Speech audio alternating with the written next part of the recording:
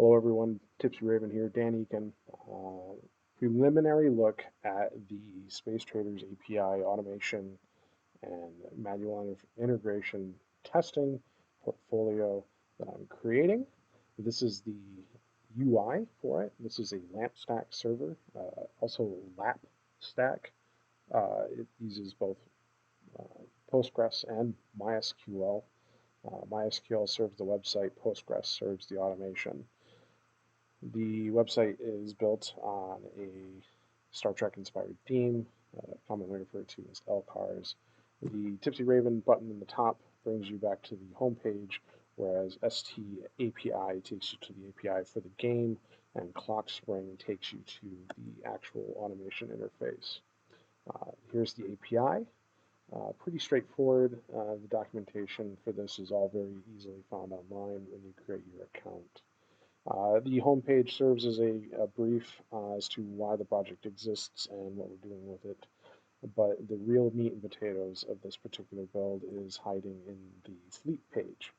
The fleet page shows all the ships that are in the system, and for those of you that are not sci-fi nerds like myself, ships are synonymous with just about any kind of actionable workflow. In this case, we're flying ships around space, but this could be as uh, comparable to like tickets or security incidents or um, business processes that need to be resolved. And these things are automated. If we scroll down, we have a we have the Tipsy Raven 3 item, the object, that is an excavator that is mining. And we have a satellite that is performing scans of various marketplaces. Those are fully automated. And the ASTAT designation here refers to active status true, automated true. Because these ships are automated, they have the ability to have their automations cleared. In a moment, I'll show you how that works from the automation perspective. But basically, this just writes a flag to the database, and the ship, when it resolves its current function, checks to see if it's still automated, and if not, allows itself to drop out. Our command ship, um, these commands here, command, satellite, excavator, these could be like different types of tickets that you're working in the system, or different types of incidents that you're trying to respond to, right? Uh, this particular object is not automated right now, so we have the ability to automate it as opposed to clear its orders. And because it's not automated, we get the manual flight deck. The manual flight deck allows us to do a number of things. Uh, Primarily, we can launch the ship into orbit. So we've launched into orbit. This is the JSON response from the ST API itself. And eventually I'll probably either hide this or clean it up a lot. But for right now, it's just here, so I have it as reference material. When you click the link back, it takes you directly to the ship in question. So you'll notice I used bookmarking in order to bring you right back to this object. And because we launched, we have different options. We can dock it because we're in orbit, or we can navigate somewhere else. So let's go ahead and navigate somewhere else. We're currently sitting at the orbital station. We're going to fly to, say, um, yeah, let's head over to the asteroid. Okay, so now it's in navigation. When we go back to this page, active status is true because navigation has a time down effect, a cooldown effect. So while that's cooling down, we'll go ahead and take a look at some other stuff. The metrics page is loading the database. It's performing a grouping um, by hour. So every hour of the game, it's creating a logical group, telling me how many credits my objects have generated and breaking those down based on statistics. So we can see that a few hours ago, I did 8.7 credits per ship per second, and then the hour after that, 8.8. But in the most recent hour, I only did 7.4. The implication is that the automation is not working as efficiently as it could be, and I think I know why, and we'll get there. Let's head back over to the fleet page, and we have arrived at um, our destination. We are no longer active status. So let's go ahead and dock down. And when we come back out again, we have the ability to refuel. So we're going to put some fuel back in the ship. And then we're going to go ahead and just scan this market for the sake of doing it. And this is everything there is at that market. Now, my database does allow for trade goods here. This is the actual materials I can interact with, and I want to be able to buy or sell these items so that I can, do whatever it is that I need to do with them, I suppose. More importantly, um, certain places have equipment for ships, so I can make ships differently or equip objects in a different fashion. So that information all goes in the database and is made available to the automation. So if we come back out to fleets, uh, I also have the ability to scan shipyards. There is no shipyard at this location, so I do not see an option for that. These buttons up here do not work yet. The idea is that I want to see only ships with no orders or only ships that are automated or the full list. Pretty easy to do with some where clauses on the SQL statement that drives this page, but not a necessary feature yet. This number up here is very similar to these cosmetic numbers that you see elsewhere on the page, but this is actually relevant information. At this exact moment, I have 3 ships and 128,000 credits. So I just kind of snuck that in there as a little surprise to myself. So that is the website at this current time. It does a couple other things that we're not going to worry about at the moment, but I did want you guys to see the canvas. This is the automation. I'll go ahead and refresh the page. So here in the center, let's get rid of these views.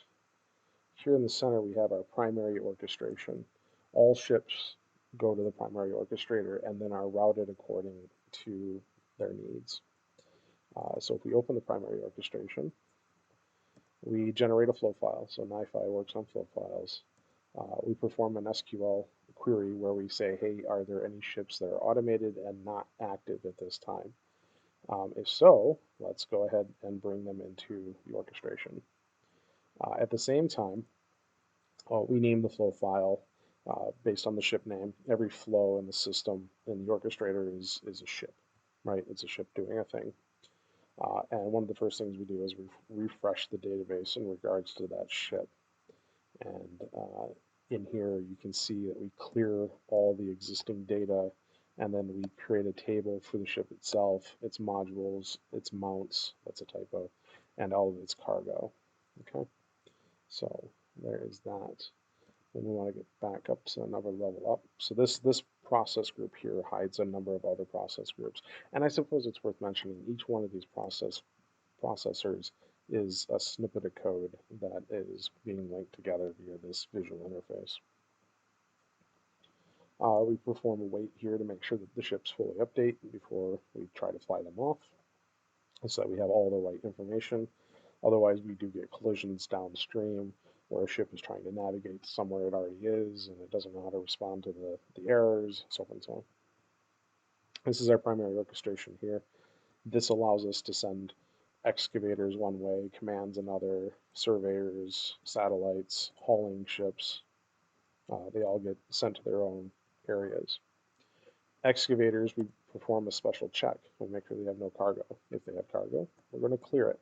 And we come back from clearing just in case there's more than one type of cargo they have. If there is no cargo left, I suppose this line could go straight to mining because they have no cargo left, but right now we're dropping into the original check cargo status. Check cargo status simply says is if you have 50% capacity left, let's go ahead and clear the cargo and sell it. Otherwise, let's go get some more. And then when it's returning from either selling or mining, it has the opportunity for only ore hounds, special kinds of excavators, to go get its second mining laser. Let's take a look at that right quick, because this one's pretty crazy. We want to make sure that we have cargo space to get that mining laser. So if we've just finished mining and we haven't sold yet, let's go ahead and sell stuff so there's room in the cargo hold for the laser. Let's make sure it doesn't have a laser yet. And if it doesn't, let's find a shipyard with a laser. And then let's check that I have the money for that laser. And then we're going to navigate to that yard, buy the laser, and then we're going to mount the laser.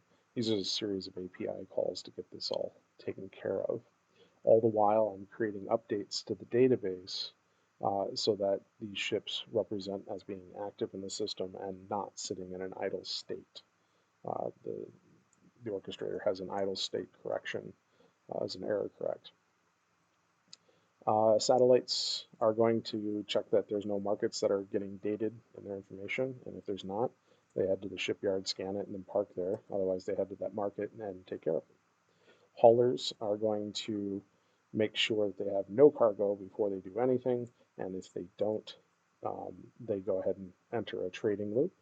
If they do have cargo, they get rid of it before they start trying to trade the most optimal trades. So let's leave this group, and we're back out here. Here's our purge cargo for miners. Here's our selling cargo for miners, our mining for cargo, materials for miners, shipyards and markets, and shipyard and park. And then over here is our trading and our clearing routines. And down here is our surveyor group. Now we're not going to dive into each one of these because it gets kind of convoluted pretty quick, but we will take a look at just one of them. So we are mining. That's what this input port here is, and we update the database to say, hey, this ship, it's now mining. We're going to find a cargo, an asteroid cluster of mine. We're going to set our pass counter to 0. It's a 0 index system. We're going to set our travel destination to that asteroid cluster, and then we're going to navigate to it. When we get there, we're going to make sure we're in orbit. So that doesn't make much sense because we might, the code might discover, oh, I'm already at that location, but I can't mine while docked. So we're going to get up into orbit.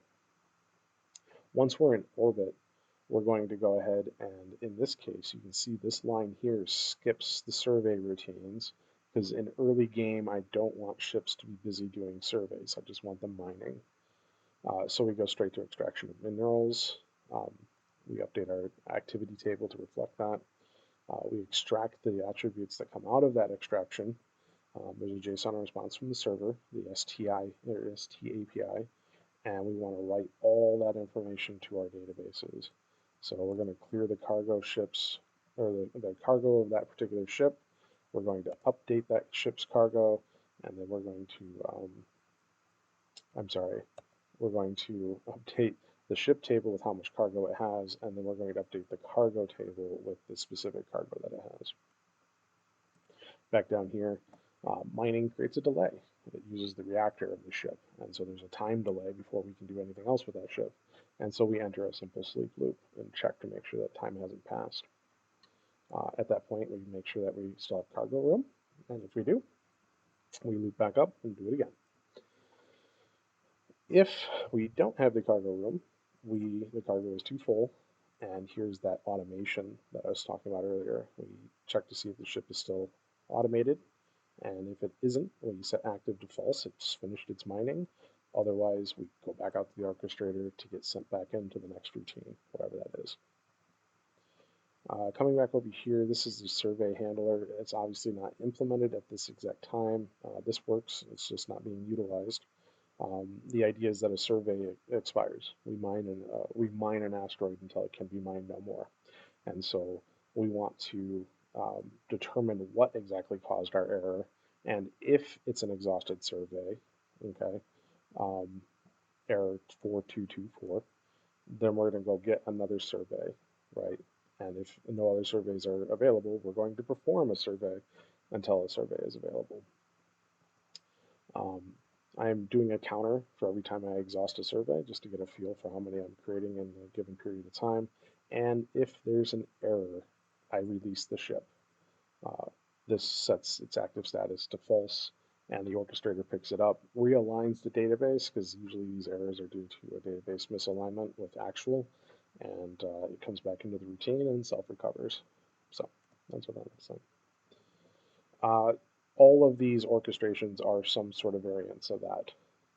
So we're not going to get into each of those. Over here is the proxy. This is where the meat and potatoes of the interface to the API is done. Let's zoom in just a touch. So it's listening localhost 6980.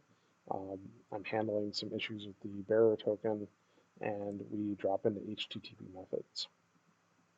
This is where the system orchestrates post, get, put, patch, whatever. It has a special meter right here where only one flow per 0.348 seconds. Oh, it's right here. Yeah, 348 milliseconds. So Space Traders API has a 2 per second and then a 10 per 10-second burst limit. So you get about 3 per second, or yeah, 3 per second. So we want to make sure that we don't overrun that. If we do, we get a 429. And we don't want to abandon the command. We want to reprioritize it and get it back into the system so that the ship that's currently waiting for something to happen on the ST server, it actually resolves and it gets handled. So this is where the error handling is done for the rate limited items. And that looks like right here. So we're making an actual request to Space Traders right here. And if it's a 429 response, we send it back into itself via the prioritizer, which is the second highest priority in the system, so that we make sure that ships that have been waiting don't wait just because other ships come in. Okay? And assuming all goes well, 400, 401, 409, whatever, we convert those attributes to JSON and we send them back out. If there's anything other than a 400, we capture that in the error log, which is this execution. Otherwise, we go ahead and return the results. I've never seen this actually come up on unmatched methods, mostly puts and gets, so it's not like it's having much issue with that. Let's see what else we have here. We're creating some metrics based on the credits on hand. This is also, I think I see why something is going wrong here. Yes. Yes, yes, yes. This is why we're not buying ships. So this is saying, do I have less than 90 ships? If yes, let's go ahead and go buy one. And that was paused. So that is why the system has not been buying ships. Glad we checked that. Survey cleanup is taking the best market values and filtering out everything below a threshold. The threshold is currently set to a very high 66. Let's fix that. And we're going to set it down to 33%. So if an item has 33% or more of the value of the most expensive item on the market, it will not get purged. Otherwise, it gets rid of it from the any survey that has that item in it. And that way we're not mining trash. Here's the orchestrator's unlock for long delay. So if a ship gets stuck somewhere and it's not moving for a certain amount of time, we go ahead and set its active status to false and let the orchestrator pick it back up. And then here we're performing checks for possible trades. We're evaluating the market for each possible item and saying, okay, what's the lowest it's buying? What's the highest selling? Is it above a threshold? Is the travel distance too great or just right? If it all is good to go, it provides the trading routine with trades where there's profitability. Down here is our API interface between the website and the system. So we're making requests to Nifi, ClockSpring here, and depending on where that request, what that URI of that request is, we send it to a number of different processors. And these processors are handling the docking, the orbiting, the refueling, the navigation. Over here we can see the shipyard and the market scanning. I still need to build the cargo management and hardware management for the individual ships, but there's placeholders set up for those here. Inside of these, like the navigate, so we get a request to navigate somewhere from the website via the flight deck. We extract the values that I send from the website, fix up the flow file so that it's proper, invoke HTTP, which sends a request to the web server via RESTful API, uses the flow file text as the payload for what is being sent to the server. So we have to modify that. We perform the actual request to the server to go somewhere, and we send the result back to the web browser. We also fork that, and we extract those attributes that were created from the navigate, and we update our database with the relevant information, and then we enter one of those little wait loops because navigation takes time. And when we've finally arrived at destination, we update the database to say, hey, look, we're no longer in transit, we are now in orbit. And we also set that active status to false. And that's how the website knows when a ship is actually in a particular location. So that is all of the details behind. I'm curious to know if we bought a ship yet. I don't think we have because I don't think there's enough credits. Nope, we're still saving up the money to get the next ship. So there is the current rundown of the Tipsy Raven automation and manual flight deck operations for the Space Traders API and automation project. Thanks for watching.